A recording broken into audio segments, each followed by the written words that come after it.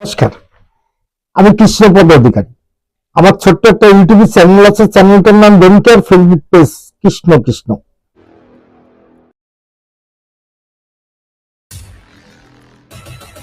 কৃষ্ণ কৃষ্ণ ভারত বিরোধী আপনারা যতই করে যান না কেন, সেটা হয়তো বা আমরা মাথা পেতে নিচ্ছি বলে আমাদের দুর্বল মনে করবেন না। কারণ আমরা মানুষকে ভালোবাসি, মানুষের পাশে থাকি এবং মানুষের সঙ্গে থাকি।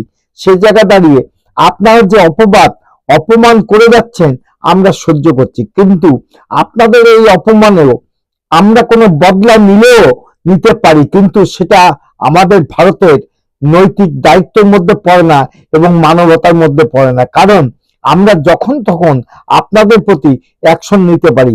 আমাদের প্রধানমন্ত্রীকে নিয়ে আপনারা যে কাণ্ডটা করলেন সেটা বিশ্ব দরবারে হয়তোবা ভালো চোখে নেবে না। কারণ আমরা জানি যে আপনার কার সঙ্গে কি তুলনা করেন, কোনো ভাষার জ্ঞান নেই, আপনাদের কোনো ভাষা প্রয়োগ করতে জানেন না এবং কাকে কিভাবে কথা বলতে হয় সেটাও জানেন না। যদি না জেনে থাকেন তাহলে ভারতের প্রতিনিধির কাছে, ভারতের জনগণের কাছে, ভারতের সাংবাদিকের কাছে, ভারতের ইউটিউবারের কাছে শুনে দেখবেন এবং বুঝে নেবেন। দেখেন, আপনারা যেটা করলেন সেটাও দেখাবো। এটা আমরা ভারতবাসী আপনাদের এত বড় অপমান সহ্য করেও আপনাদের বাঁচানোর জন্য আমরা যে চেষ্টা করে যাচ্ছি দিনের পর দিন, তার একটা প্রমাণ এই ভিডিও দেব। তাহলে চলুন দেখা যাক বাংলাদেশের গান্ডু মূর্খ এবং জিয়াদিরা আমাদের প্রধানমন্ত্রীকে নিয়ে কি কাণ্ডটা করলো দেখে আসছি, থাকবেন সঙ্গে। ভারতের প্রধানমন্ত্রী মোদির নামের সঙ্গে মিল রেখে গরুর নাম রাখা হয় মদিলাল।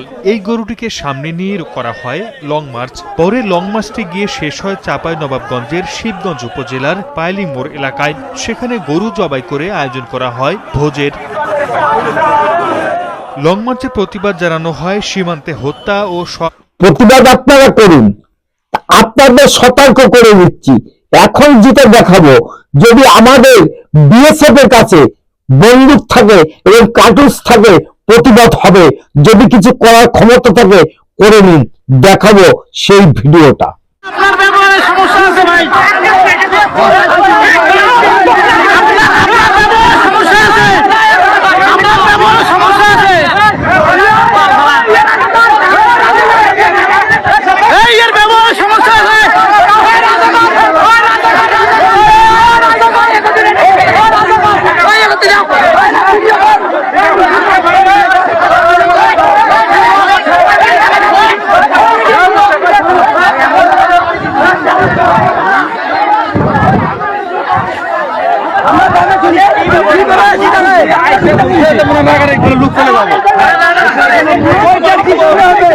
আমার লোককে টাঙাল ছেড়ে জবাব দেবে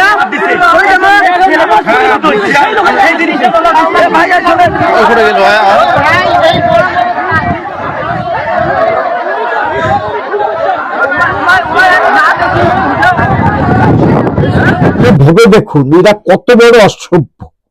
কারণ আইন কানুন কিছু মানে না, বর্ডার সিকিউরিটি গার্ডকেও মানছে না।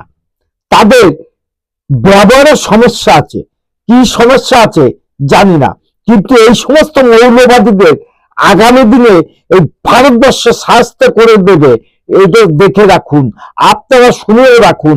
কিন্তু আপনারা যতই মৌলবাদী কাজ করেন না কেন, আমরা ভারত মানবিক দৃষ্টি দিয়ে তাকায় আপনাদের প্রতি।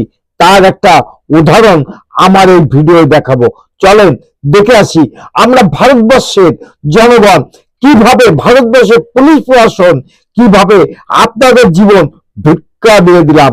দেখাবো সেই ভিডিওটা। মুড়িগঙ্গা নদীর বুকে একেবারে মাঝ বরাবর ভেঙে গেছে বার্জ। হু হু করে জল ঢুকছে ভেতরে।